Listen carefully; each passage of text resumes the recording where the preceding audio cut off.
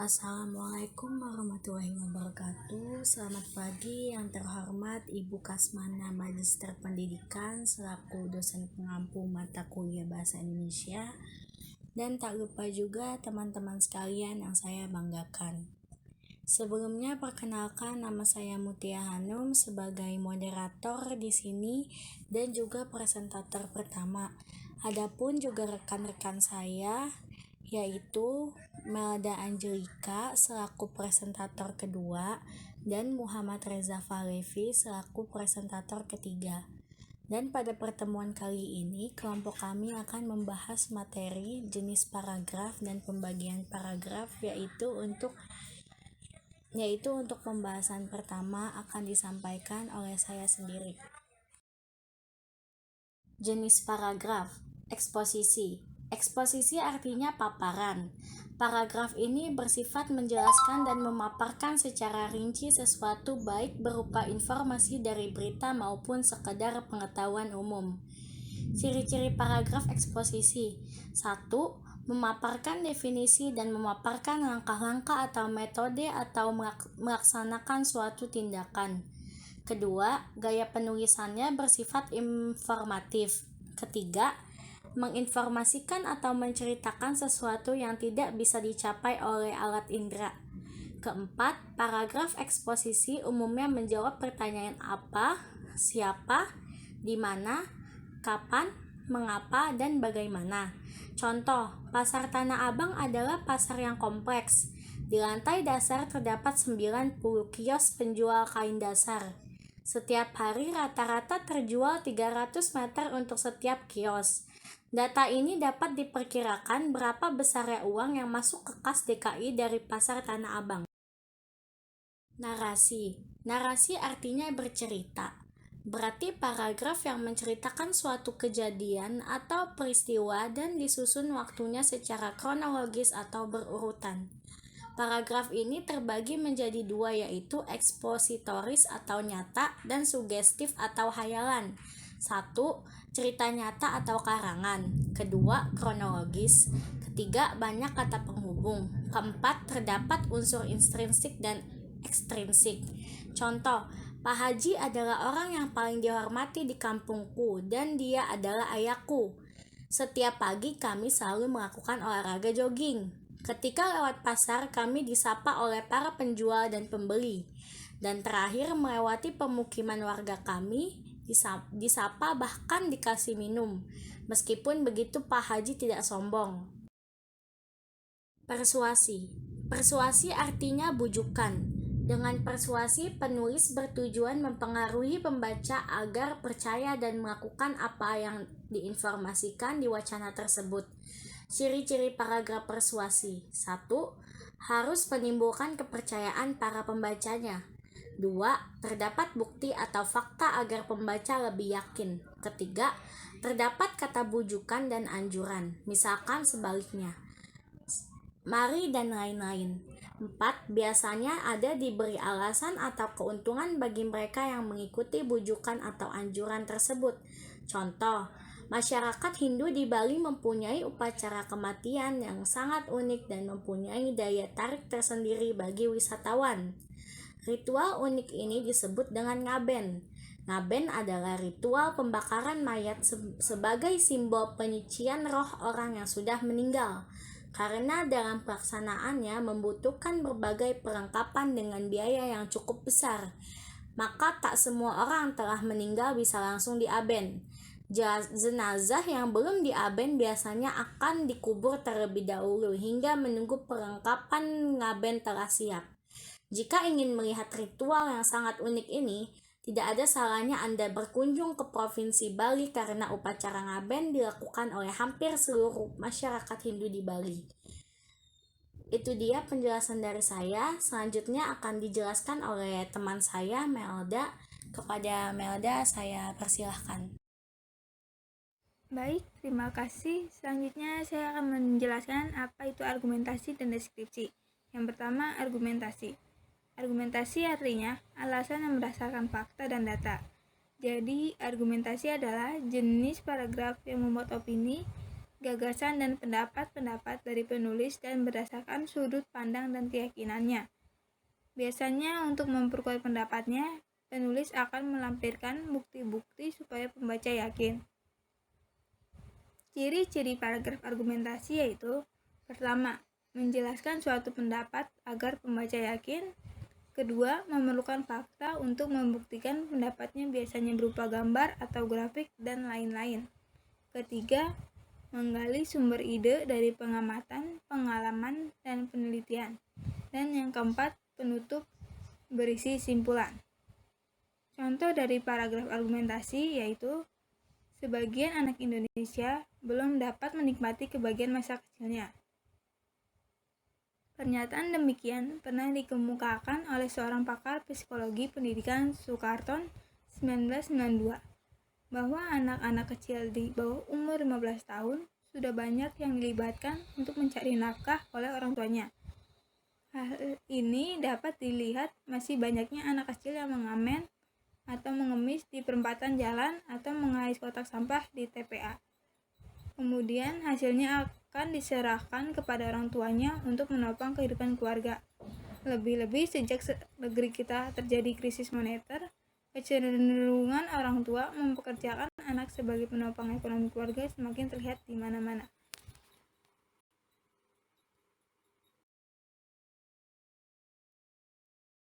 Selanjutnya, deskripsi. Deskripsi artinya lukisan.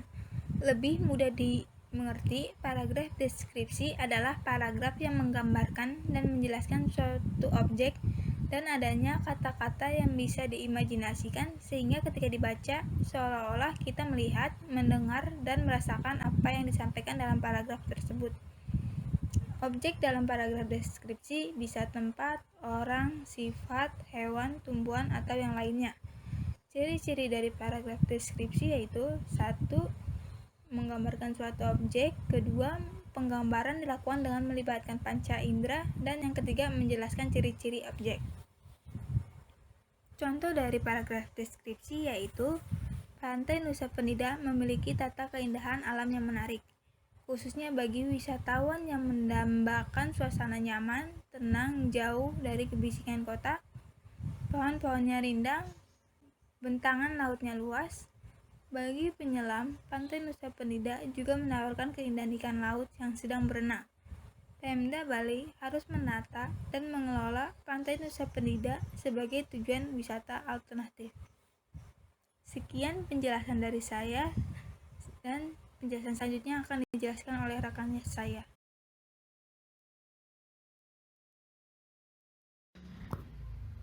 Di sini, saya Muhammad Reza Fahlevi akan menjelaskan tentang pembagian paragraf. Sebelum saya menjelaskan tentang pembagian paragraf, saya akan menjelaskan pengertian paragraf terlebih dahulu. Nah, jadi paragraf itu adalah kesatuan pokok pikiran yang terdiri atas beberapa kalimat.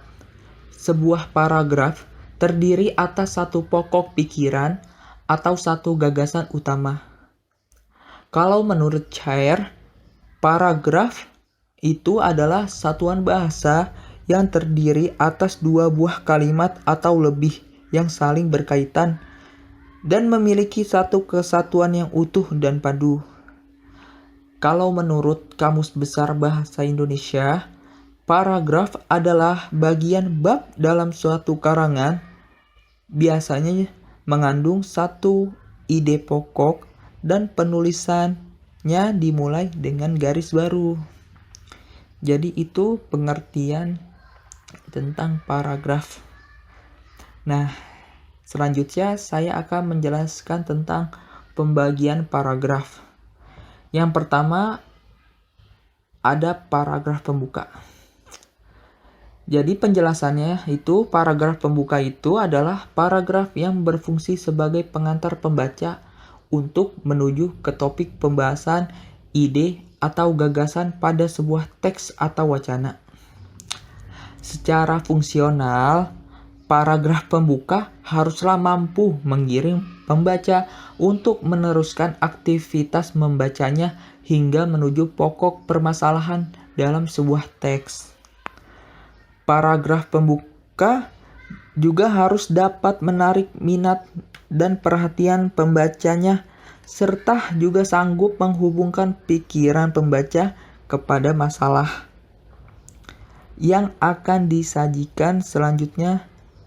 Salah satu cara untuk menarik perhatian ini adalah mengutip pernyataan yang memberikan rangsangan daripada orang terkemuka atau orang yang terkenal. Jadi, tujuannya untuk mengutarakan suatu aspek pokok pembicaraan dalam karangan sebagai bagian awal sebuah karangan. Paragraf pembuka juga harus difungsikan untuk menghantar pokok pembicaraan, menarik minat pembaca, dan juga menyiapkan atau menata pikiran untuk mengetahui isi seluruh karangan setelah memiliki ketiga fungsi tersebut. Dan juga dapat dikatakan paragraf pembuka itu memegang peranan yang sangat penting dalam sebuah karangan. Paragraf pembuka juga harus disajikan dalam bentuk yang menarik untuk pembaca. Untuk itu, bentuk yang harus didapat dan dimanfaatkan sebagai bahan menulis paragraf pembuka itu salah satunya kutipan pembaca atau anekdot. Terus ada pentingnya pokok pembicaraan, pendapat atau pernyataan seseorang, uraian tentang pengalaman pribadi, uraian mengenai maksud dan tujuan penulisan, dan yang terakhir ada sebuah pertanyaan. Nah, yang kedua ada paragraf pengembang. Jadi, paragraf pengembang itu adalah paragraf yang terletak antara paragraf pembuka dan paragraf yang terakhir sekali di dalam bab atau anabab itu. Paragraf ini mengembangkan pokok pembicaraan yang dirancang. Dengan kata lain, paragraf pengembang mengemukakan inti persoalan yang akan dikembangkan. Oleh sebab itu, satu paragraf dan paragraf lain harus memperhatikan hubungan yang serasi dan logis.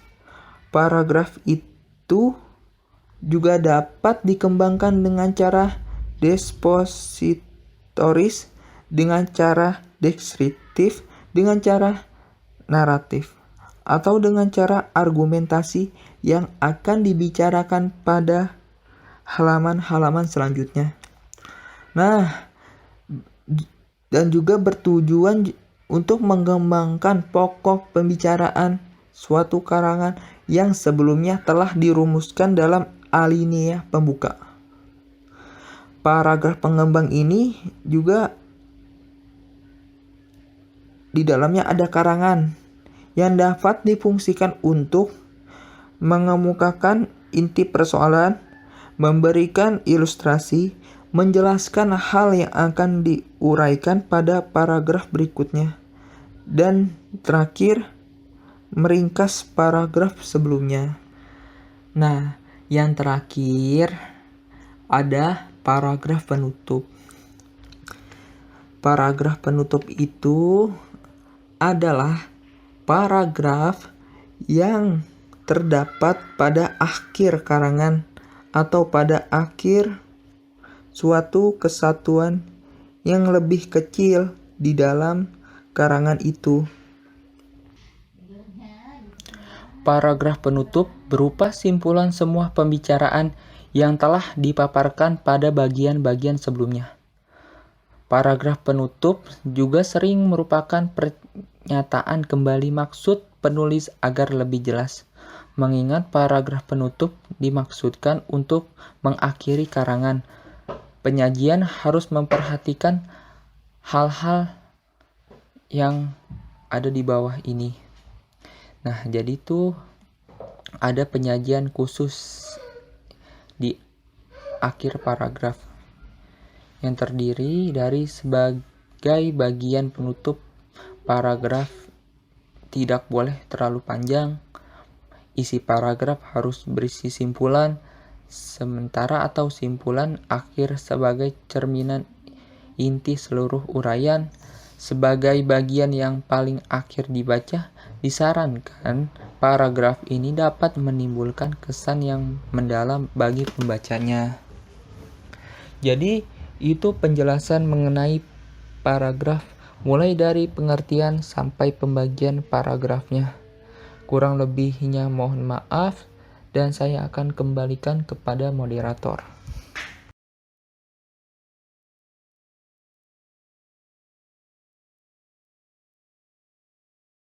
Baik, terima kasih Melda dan Reza yang sudah menyampaikan tentang jenis dan pembagian paragraf. Dan itulah beberapa penjelasan oleh kelompok kami mengenai materi, jenis paragraf, dan pembagian paragraf. Dan selanjutnya kami akan buka sesi tanya jawab untuk teman-teman yang ingin menjawab beberapa pertanyaan yang sudah disediakan kelompok kami. Bisa mengirimkan jawabannya melalui kolom chat WA grup mata kuliah Bahasa Indonesia. Dan cukup sekian dan mohon maaf kurang lebihnya penjelasan dari kelompok kami. Wassalamualaikum warahmatullahi wabarakatuh.